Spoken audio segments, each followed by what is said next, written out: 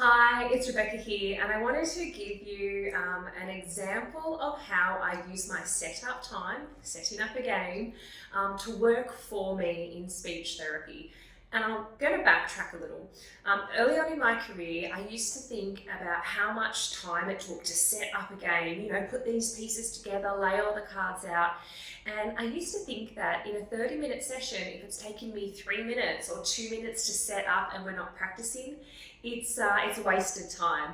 So I want to show you what I did today with 3 different clients with 3 different goals and how I use the setup of these games to work for me and to get more practices in speech. So for one of my students, what we did is we just practiced one of their core words, and it was over.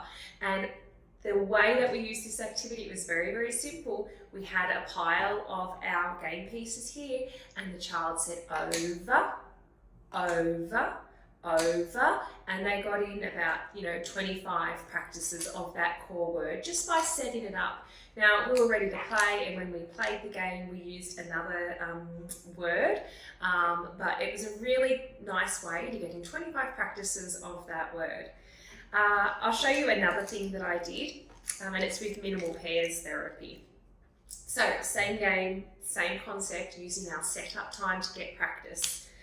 One of our targets for gliding of L to W was weigh and lay. Now in my card deck I actually have a picture of a chicken laying an egg, and we have weigh. But instead of using these 2 words and flipping the card over, which you can do, that's a really simple way to practice, what I decided to do was I used this target lay as in lay a card down on the table. So the child had to say weigh, lay, and then they laid a card out. So it was something functional, it was meaningful. You can lay cards on a table, and they would just practice alternating those 2 target words. Now it was just for one small activity, so it was 25 practices of weigh versus lay, but we have other minimal pair words in our target set, or in our treatment set that we used for the rest of the session. So this is just a nice example of how you can take one functional minimal pair word, like weigh and lay, and you can use it, like I said, to set up. And then once it was set up, we had our other targets out. But it was meaningful for the child, because if they said weigh, then I would be like, oh, weigh? Oh, I thought you were trying to lay the cards down on the table so we could play. And it made sense to them, like it really clicked, because their action was not matching what they were saying. The last thing I did, it was with a child who is learning the TH sound. They would just tell me where to put this. Okay, so their phrase was put it there. So they just tell me, put it there, put it there, put it there. And then once we had them all down, they got to choose which card they wanted to turn over. And again, I used a really functional phrase, this one or that one. And they would say, I want that one, or I want this one, or you have that one, and I'll have this one. So it was just using, for one activity, for a little 5-minute bit, a target word.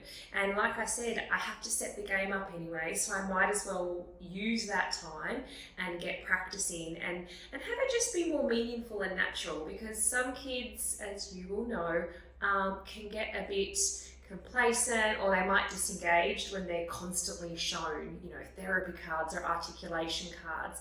So this can be a nice little, like a little breakup, icebreaker of traditional like drill play card practice, but you're still getting the practice in, it's just in a more functional, meaningful play-based way. So I hope that you like that and it's going to help you. One thing I would recommend if you want to challenge yourself is I will pick a game, like this, and I will use it with all my clients for that day, and I just think in my head, what's a target word or what's a meaningful word that I can use? So over and lay and this one or that one.